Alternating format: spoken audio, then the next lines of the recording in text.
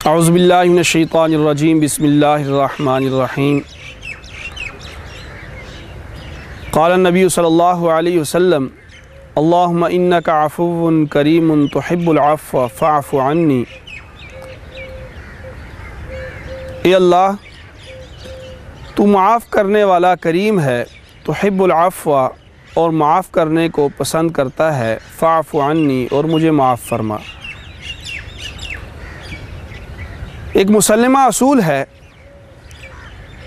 کہ جو کریم ذات ہوتی ہے اس کی حمد و ثنا، اس کی تعریف کرنا ہی دعا ہوتا ہے، اور جب بھی کسی کریم سے کوئی چیز لینی مقصود ہوتی ہے تو اس کی اسی وصف کو، اس کی اسی صفت کو ذکر کیا جاتا ہے، اس کی مدح کی جاتی ہے۔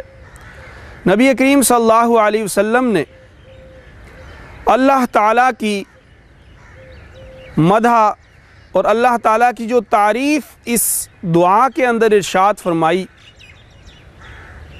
وہ عفو ہے، معاف کرنا ہے۔ اللہ تعالیٰ معاف کرنے کو پسند فرماتے ہیں، اور کریم ہے۔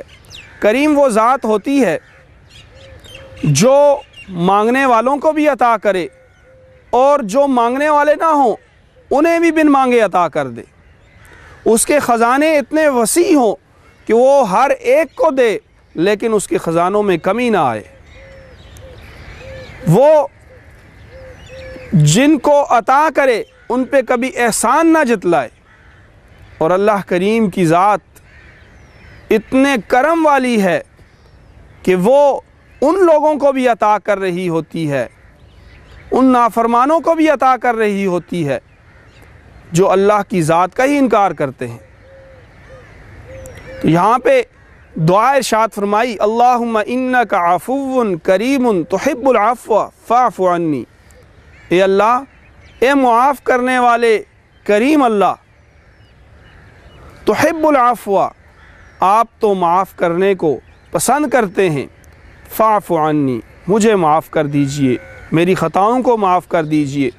امت کے گناہ گاروں کے لیے اتنی عظیم یہ دعا ہے کہ وہ اگر اپنی خطاؤں کا اعتراف کرتے ہوئے اپنے رب کے سامنے گڑ گڑاتے ہوئے اس دعا کو وہ ورد زباں کریں تو اللہ تعالیٰ کی رحمت موسلا دھار بارش کی طرح ان پر برسنا شروع کر دے۔